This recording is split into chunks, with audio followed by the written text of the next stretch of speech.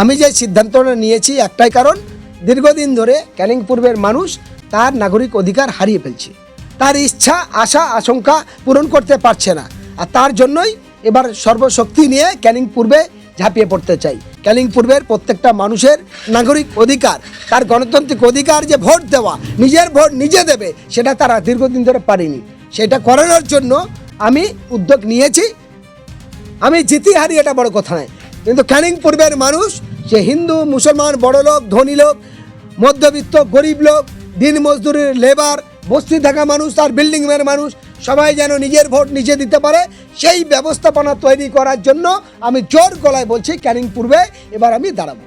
দেখুন, আমি ক্যানিং পূর্বে এখন আপনি বলতে চাইছিলাম না, আপনি বলছেন যখন নির্দলে হই আর কোনো রাজনৈতিক দলের হই, ক্যানিং পূর্বে আমি প্রার্থী হচ্ছি, এটা একদম 100%। কারণ আমি এই কারণেই বললাম, ক্যানিং পূর্বে অসংখ্য খুন হয়েছে, ক্যানিং পূর্বে অসংখ্য মানুষের নাগরিক অধিকার কেড়ে নেওয়া হয়েছে, বিভিন্ন রকম স্বৈরাচারিতা দ্বিচারিতা করেছে, ধমকে চমকে মানুষের ভোট অধিকার কেড়ে নেওয়া হয়েছে। তারা দীর্ঘ 15-20 বছর, আমার কি বলবো, 20 বছর বলা ভুল হবে, আমি পূর্বে স্বাধীনতার পর থেকে এ পর্যন্ত মনে হচ্ছে ক্যানিং পূর্বের মানুষ কয়েকবার মাত্র ভোট দিয়েছে, বাকি তারা ভোট দিতে পারেনি। বারবার যখন যে ক্ষমতা আসে, সে ক্ষমতার অপব্যবহার করে প্রত্যেক মানুষের নাগরিক অধিকার কেড়ে নিয়েছে। এবং দেখবেন, আগের যে সরকার থাকতে সেখানে তাদের দলের ঝান্ডা ছাড়া বিরোধী কোনো রাজনৈতিক দলের ঝান্ডা, মিটিং মিছিল বা প্রার্থী মনোনয়ন জমা দিতে পারিনি।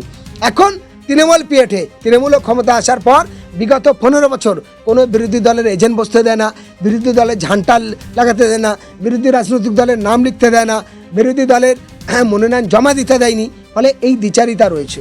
ফলে এবারে নির্বাচন, আপনাদের মাধ্যমে আমি বলতে পারি, নির্বাচন কমিশনের বিভিন্ন ডিপার্টমেন্ট যে যে জায়গায় যেভাবে অভিযোগ করলে হয়, ক্যানিং পূর্ব বিধানসভা এবং ভাঙড় বিধানসভা নিয়ে আমরা সেই ডিপার্টমেন্টে সেই অভিযোগের ভিত্তি কড়া নিরাপত্তার মধ্যে দিয়ে তাই ভোটটা করাতে চাই। এবং আমরা দেখতে চাই যে ক্যানিং পূর্বের মানুষেরা তারা নিজের ভোট নিজে দিতে পারে কিনা এবং নিজের ভোট দিতে পারবে কিনা। আর কতদিন অত্যাচার, হাঙ্গার দাঙ্গার মধ্যে দিয়ে মানুষের জীবন চলবে, কতদিন মানুষ আর দরদাস হয়ে থাকবে, কতদিন মানুষ হুমকে চমকের কাছে নিজের গণতান্ত্রিক অধিকার হারিয়ে থাকবে। তাই মানুষ ইচ্ছা হয়, ওগো আমার ভোট আমি একবার দিই। কারণ এই কারণেই এবারে আমি সিদ্ধান্ত নিয়েছি যে ক্যানিং পূর্ব বিধানসভায় ক্যান্ডিডেট হব। এবং সেটা কি জেইউপি দলের হুমায়ুন কবিরের দলের পক্ষে হতে পারে? হুমায়ুন কবিরের জনতা উন্নয়ন পার্টির অলরেডিভাবে সেরকম একটা প্রস্তুতি চলছে, তারা আমার প্রস্তাব দিয়েছে। এবার তাদের টোটাল কোর কমিটির মিটিং হবে, বিভিন্ন মিটিংয়ে যদি তারা সিদ্ধান্ত নেয় তো ভালো, তাহলে আমি জনতা উন্নয়ন পার্টির ক্যান্ডিডেট হব ক্যানিং পূর্ব, না হলে আমি নির্দলের প্রার্থী হব। ক্যানিং পূর্বে আমি প্রার্থী হচ্ছি। আমি একজন জনপ্রিয় নেতা, সেখানে শওকত মোল্লার প্রভাব রয়েছে, সেখানে আপনি দাঁড়াবেন। আমি মনে করি ক্যানিং পূর্বে শওকত মোল্লার শুধু মস্তানি প্রভাবটা আছে, সততার প্রভাব নেই। ক্যানিং পূর্বে শওকত মোল্লার কোনো প্রভাব নেই। ক্যানিং শওকত মোল্লার নামে একটা আতঙ্কিত আছে, শওকত মোল্লার নামে একটা ভয়ে আতঙ্কিত আছে। কারণ নদীর চর সম্পূর্ণ দখল করার টাকা আছে এবং রাস্তার 6 ইঞ্চি মাল দিয়ে করা 3 ইঞ্চি দিয়ে 3 ইঞ্চির টাকাটা জমানো আছে। ফলে বিভিন্ন কালোবাজারির টাকাটা আছে, সেই টাকার মাধ্যম দিয়ে অসংখ্য সন্ত্রাস বাহিনী এবং অসংখ্য জায়গায় ক্যানিং পূর্বের কোথায় কোথায় কতগুলো মেশিন কোন জায়গায় জমা থাকে, কোথায় কোথায় কত বোম বন্দুক পাওয়া যাবে, সবগুলো কম বেশি আমাদের কাছে ইনফরমেশন আছে। সময় মতো হলে আপনারা সব দেখতে পাবেন কোথায় কোথায় কিভাবে কি হচ্ছে, সেই অপেক্ষার জন্য। কিন্তু আমরা চাই ক্যানিং যে সমস্ত মানুষেরা বসবাস করে, প্রত্যেকটা আমার এলাকারই মানুষ, আমার পরিচিত মানুষ, আমার ভাই ও বন্ধুরা, আমার কাকা ও চাচারা, তাদের সবার উদ্দেশ্য বলতে চাই, এখানকার হিন্দু মুসলমান দলিত আদিবাসী তারা এবার পারবে দলতন্ত্র দাপট ভেঙে স্বাধীনভাবে বাঁচবে। তার জন্যই আমি ক্যানিং পূর্বে, যদি জনতা উন্নয়ন পার্টির পক্ষ থেকে আমার সিম্বল আমার মনোনয়ন না দেয় তো আমি নিজে নির্দল থেকে প্রার্থী হবো, কিন্তু আমি প্রার্থী ক্যানিং পূর্বের হচ্ছি, এটা 100%। একদিকে দেখতে পাচ্ছি শওকত মোল্লা ভাঙড়ে ক্ষমতাশীল একজন নেতা রয়েছে তৃণমূলের, এবং আরেকদিকে দেখতে পাচ্ছি বিরোধী যে রয়েছে আরাবুল অর্থাৎ কাইজার, তারা সম্ভবত আইএসএফ এর পক্ষ থেকে তারা সেখানে প্রার্থী হতে পারে।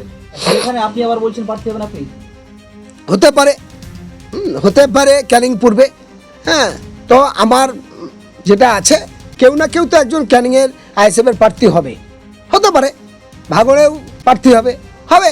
এটা কি আছে, এটা তার ব্যাপার। কিন্তু ব্যাপার হচ্ছে আমি যে সিদ্ধান্তটা নিয়েছি একটাই কারণ, দীর্ঘদিন ধরে ক্যানিং পূর্বের মানুষ তার নাগরিক অধিকার হারিয়ে ফেলছে, তার ইচ্ছা আশা আশঙ্কা পূরণ করতে পারছে না।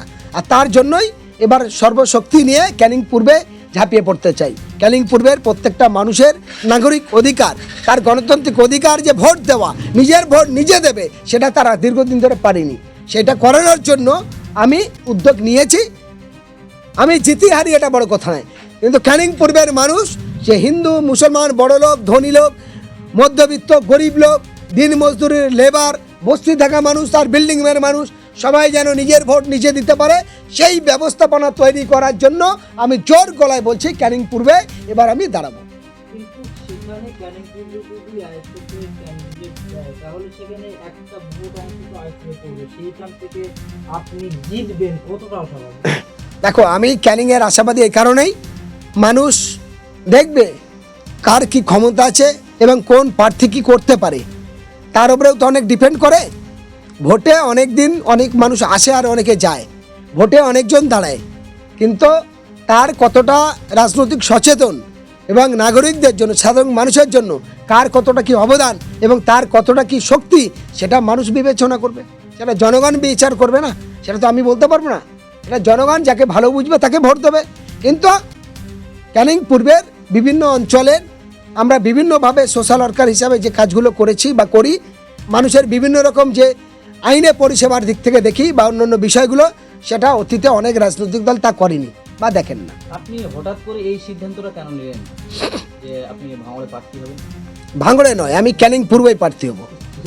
আমি ভাঙড়ে প্রার্থী হচ্ছে না, ক্যানিং পূর্বে প্রার্থী হব। এবং ভাঙড় নিয়ে আমরা কোনো আলোচনা নেই, তবে ভাঙড় নিয়ে এটুকু বলতে পারি, আমরা সবাই মিলে উচিত যে নওশাদ সিদ্দিকীর মতো একজন বীর যোদ্ধা, বীর সৈনিক, যে গোটা বাংলার মানুষের কাছে বিভিন্ন লড়াইয়ে সামিল হয়েছে, আমরা এরকম মুখগুলোকে উঠে আসতে চাই, তাদেরকে জেতাতে চাই। তার জন্য ভাঙড়ে কোনো দলের যাতে প্রার্থী না দেয়, এককভাবে সবাই নওশাদ সিদ্দিকীর সমর্থন জানায়। তার জন্য আপনাদের মাধ্যমে আমি অন ক্যামেরায় আমি একজন মানবাধিকার কর্মী হিসাবে সমর্থন জানাই নওশাদ সিদ্দিকীকে, এবং সবাই মিলে যেন নওশাদ সিদ্দিকীকে সমর্থন জানায় এবং তার বিরুদ্ধে যে প্রার্থী দাঁড়াবে সে যেন 0% হয়ে বাড়ি চলে যায়।